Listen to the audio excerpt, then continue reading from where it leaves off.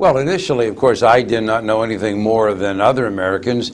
And frankly, when I first heard about it, aside from the personal reaction to this horrible tragedy and my thoughts as a young American who admired Kennedy, as an active Democrat who looked at him as a political leader with much promise yet and all the things to be fulfilled, I really wasn't thinking so much about the forensic scientific aspects, even though I was a fully trained forensic pathologist. I just assumed that it would be, from that standpoint, a straightforward murder case. You know, insofar as how was he shot, where's the entrance wound, where's the exit wound. You know, that's like saying you've heard that somebody dear and near to you has to undergo an appendectomy or was undergoing that operation right then and there.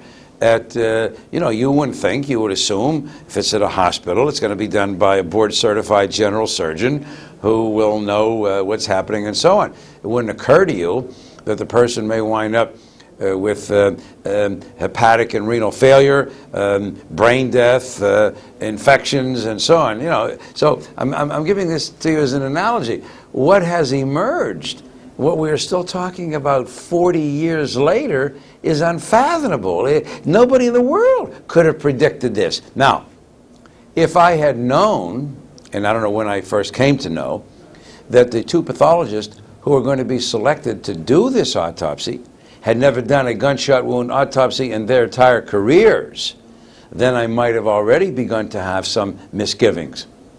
When I came to learn that they had missed a bullet hole in the front of the neck and did not know until the next day, when the president's body was gone, that there was a bullet hole over which a tracheostomy had been superimposed, and they were already reconstructing their autopsy findings.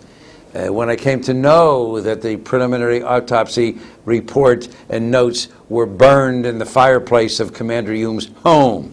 You see what I mean? So, you know, what did I know? What did anybody know at the beginning? This should have been a straightforward gunshot wound case. You know, setting aside what it meant politically, personally, from a purely forensic pathology, homicide, investigative matter, it should have been pretty straightforward. And with regard to forensic science, there was a board-certified forensic pathologist, Dr. Earl Rose, who was the medical examiner. He was there at Parkland Hospital to assume jurisdiction. And if the autopsy had been done by Dr. Rose, I have no doubt that we would not be sitting here today talking about this case. I'm not saying everything would have been necessarily laid out.